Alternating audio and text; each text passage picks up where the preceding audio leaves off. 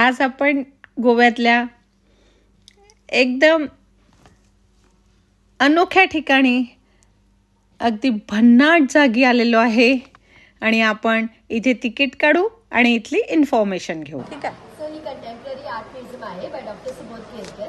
म्हणजे modern art आणि पेंटिंगद्वारे आपण गोव्याची इतिहास, गोष्टी, संस्कृती वगैरे दाखवण्याचे प्रयत्न करतो. वरती आणखी 2 फ्लोर आहेत. म्युझियममध्ये 3 वेगवेगळे एक्झिबिशन चालू आहेत. ग्राउंड फ्लोअरवरती एक छोटी डॉक्युमेंटरी आहे 15 मिनिटाची, जी बरोबर आता 1:40ला सुरू होतील. पाठीमागे कॅफेटेरिया आणि स्कल्पचर गार्डन आहे. तुम्ही फोटोज काढू शकता, पण कुठल्या आर्टवर्कला हात लावणं अजिबात अलाउड नाही आहे. ओके, तुमचं टोटल होतंय 1200 रुपये. आपण आता आज जाऊन बघूया आपल्याला काय काय भन्नाट गोष्टी बघायला मिळतील ते.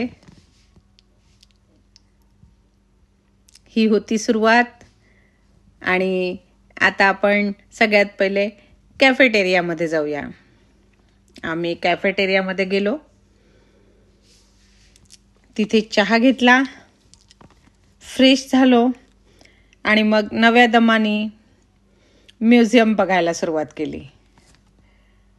आठवलं तुम्हाला हे आपण क्रोशिया करायचं लोकरीने, त्याचंच ते तयार केलेलं आहे. इथे देवांना या झुलणाऱ्या जहाजात बघून तुम्हाला फार मजा आली असेल. या बघा मिरच्या,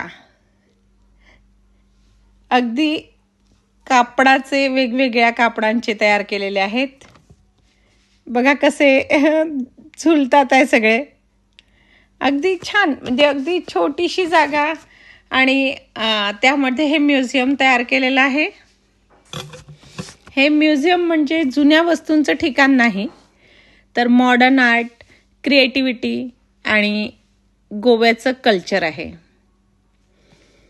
बघा, हे आंब्याच्या ज्या कोयी आहेत त्याच्यापासून हे गणपती बाप्पा तयार केलेले आहेत. हे म्युझियम ना पणजीपासून फार दूर नाही आहे, 15-20 मिनिटाच्या अंतरावरती हे म्युझियम आहे. आणि येथे पेंटिंग्स, वॉलवरती पेंटिंग्स बघा. ह्या पेंटिंग्स ज्या आहेत ह्या गोव्याचं कल्चर यामध्ये दर्शवल्या जाते. कोळी लोकांचं जाळं,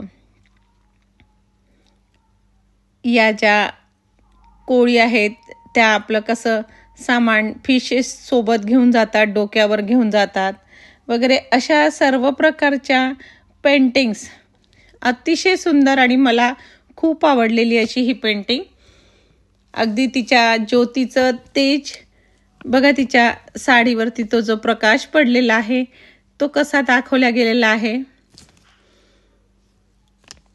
खूप सुंदर पेंटिंग्स आहेत या. मॉडर्न आणि ॲब्स्ट्रॅक्ट आर्ट तुम्हाला इथे बघायला मिळेल. प्रत्येक आर्टची एक स्टोरी आहे आणि अतिशय सुंदर असं हे म्युझियम आहे.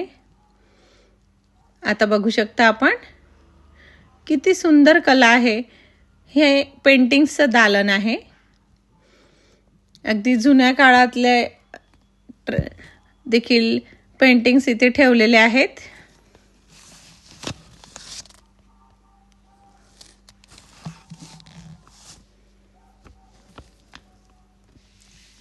आपल्याला आठवण आली, आपण पापड वाळत घालत होतो, विहिरीतनं पाणी काढत होतो, अशा ह्या